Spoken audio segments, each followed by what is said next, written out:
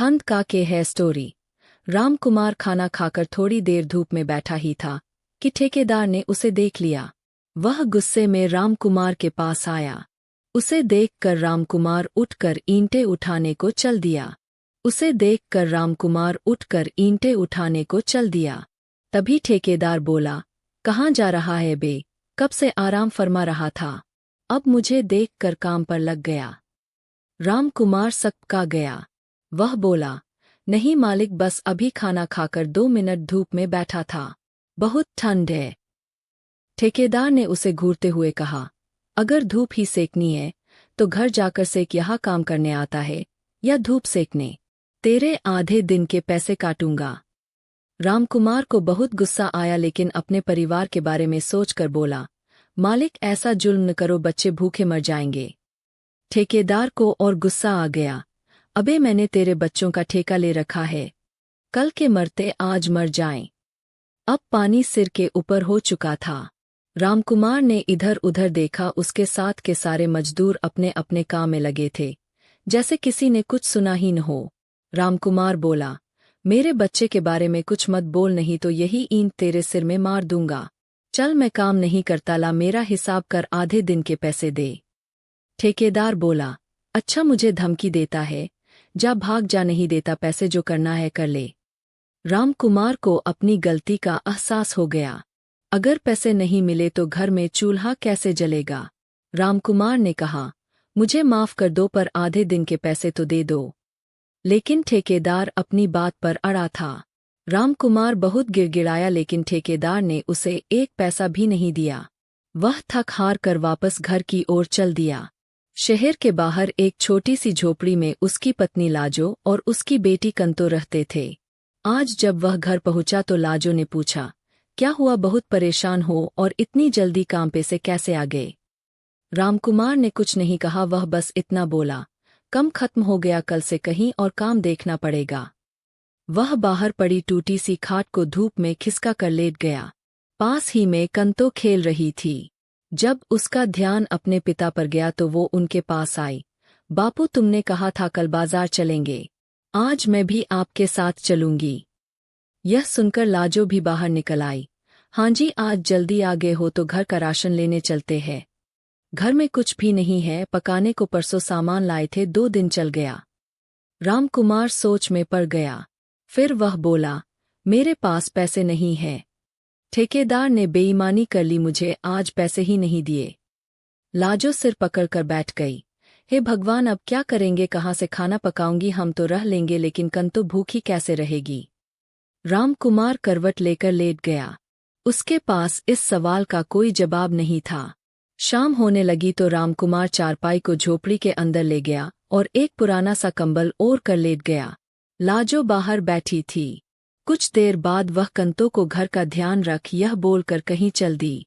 पास ही में उसकी एक सहेली रहती थी। वह उसकी झोपड़ी के पास पहुंची तो वह बाहर ही मिल गई। लाजो बोली, बहन थोड़ी सी मदद कर दो, आज उनका काम छूट गया, ठेकेदार ने पैसे भी नहीं दिए, घर में खाने को कुछ नहीं है, बच्ची के लिए थोड़ा सा खाना दे दो। सरिता बोली, अरे बहन कोई बात नहीं, तुम राशन ले जाओ, जो जो सामान चाहिए ले जाओ, पका लेना और सब खा लेना। लाजो बोली, नहीं बहन, बस कंतो के लिए दे दो, हम तो भूखे भी रह लेंगे। सरिता बोली, बहन कब तक भूखे रहोगे, अब पता नहीं तेरे आदमी को काम कब मिले, उससे कह जरा दिमाग ठंडा रखे, नहीं तो रोज चूल्हा ठंडा रहेगा। लाजो को बहुत बुरा लगा। बहन ऐसी क्या बात हो गई तो तुम ऐसे बोल रही हो? सरिता ने राशन का सामान एक थैले में डाला और थैला लाजो को पकड़ाते हुए बोली, बहन मैं तेरी सहेली हूँ, मेरी बात का बुरा मत मान, आज तेरे आदमी ने ठेकेदार से लड़ाई कर ली, उसे ईंट मारने की धमकी दी, तभी उसने उसे भगा दिया। मेरे आदमी ने बताया, वहां काम खत्म नहीं हुआ है। लाजो वहीं बैठ गई। हे भगवान, अब क्या होगा? ये तो कह रहे थे काम खत्म हो गया, मैंने सोचा ठेकेदार सारे मजदूरों को कहीं और लगवा देगा। सरिता बोली, बहन हम गरीब लोग हैं, हमें तो सबकी सुननी पड़ती है। ठेकेदार मेरे आदमी को भी रोज गाली देता है, लेकिन सब सुनना पड़ता है। लाजो कुछ नहीं बोली, राशन लेकर सीधे घर आ गई। आज उसे अपने पति पर बहुत गुस्सा आ रहा था। उसने खाना बनाया और रामकुमार से कहा, चलो खाना खा लो। रामकुमार उठकर बैठ गया और बोला, राशन कहाँ से आया? तू तो कह रही थी घर में कुछ नहीं है।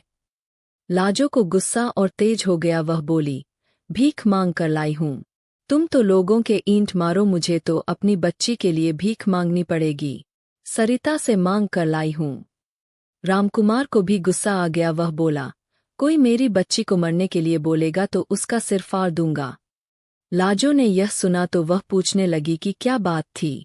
रामकुमार ने सारी बात बताई तो वह बोली, चलो छोड़ो, कल किसी दूसरे ठेकेदार के पास जाकर काम की बात कर लेना। आज का काम तो चल गया, लेकिन कल क्या होगा? रामकुमार की आंखों से आंसू बह रहे थे। वह अपनी लाचारी और गरीबी पर बहुत शर्मिंदा था। लाजो उसे समझा रही थी। रामकुमार बोला, हम गांव में कितने सुखी थे। सूखी रोटी मिलती थी, लेकिन पूरे गांव में इज्जत थी। यहाँ शहर में बेइज्जती भी होती है, मेहनत भी ज्यादा करनी पड़ती है और पैसे भी कम मिलते हैं, ऊपर से महंगाई। लाजो बोली, मैं तो पहले ही कह रही थी यही रहते हैं, आप ही को लग रही थी। शहर में जाकर ज्यादा पैसे कमा लेंगे। रामकुमार चुपचाप खाना खाकर सो गया। कंतो ने भी खाना खा लिया था, लेकिन लाजो के हल्क से एक निवाला भी नहीं उतरा था।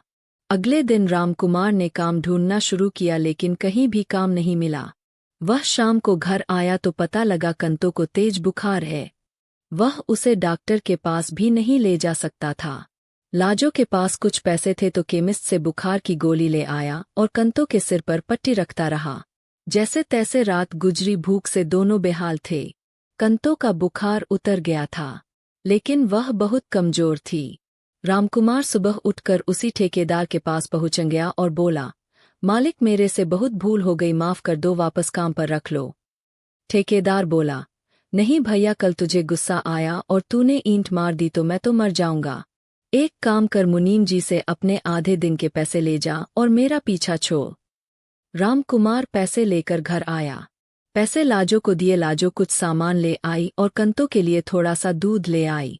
रामकुमार बोला, लाजो चल, इन बचे पैसों से गांव चलते हैं। वहां इज्जत की 2 रोटी तो मिल ही जाती थीं। कभी भूखे नहीं सोना पड़ा। यहाँ दिन रात मेहनत करके भी चूल्हा ठंडा पड़ा है। लाजो बोली, मैं भी आपसे यही कहना चाहती थी, अपना घर अपना ही होता है। इस शहर में, इस झोपड़ी में ठंड में पड़े रहते हैं। अब तो चूल्हा भी नहीं जल पा रहा। चलो चलते हैं। सारा सामान बांध कर वे तीनों हमेशा के लिए